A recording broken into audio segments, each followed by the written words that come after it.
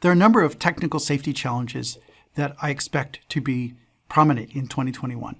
The first is perception and prediction. We've known for a long time that it's difficult to build a life-critical system that depends critically upon machine learning-based functions, especially for perception. That remains an open challenge. But another challenge that has become more obvious in the last year or so is that we probably need more than object motion tracking. You may have a system and say, well, I'm not too worried about the perception being imperfect because I know something is there and I'm going to track its motion and make sure that I don't hit it based on extrapolation of the trajectory. That works in many cases. It's especially good for most vehicle situations, but it may not work for other objects that can change the motion suddenly. As an example, here's a deer standing at the side of a road. It's perfectly still, but an experienced rural driver knows that what happens next is the deer stays still until the last possible second and then runs in front of your car.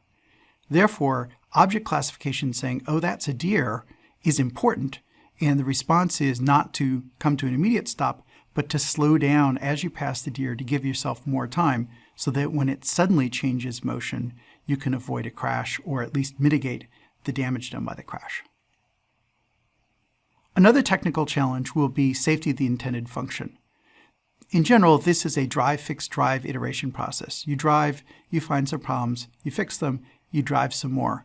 The industry has been in various ways doing this over time, but the newly issued 21448 standard makes it possible to do that with a little more rigor in a standards-based way.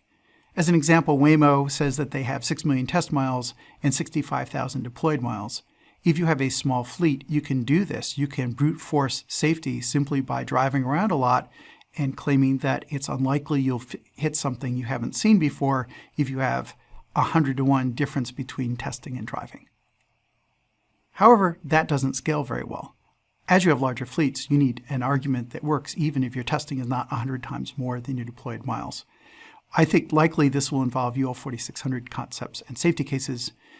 People can say, yes, we'll do this in simulation, but then you have to argue somehow that the simulation is representative of the real world, and so it's a little more subtle than brute force. You have to make sure that good engineering is involved, and in general, the argument is valid that the simulator really does predict what will happen in the real world. Getting from works okay to safe is the hard part. The first few nines, so 99%, 99.9%, you can brute force them, you can drive a lot of miles. You can say, well, at 99.9%, I have so much data feeding into my simulator, I'm sure nothing's missing. That will happen that often. But once you get out to 7 or 8 nines, 99.9, lots of nines, then you have the issue that things will happen that you've never seen before. And you've never seen them, you never trained your machine learning on them, and you have not put them in your simulated test. That's going to be the challenge trying to scale up these fleets. I think that the way to deal with that is to use field feedback into safety cases, which I'll go into momentarily.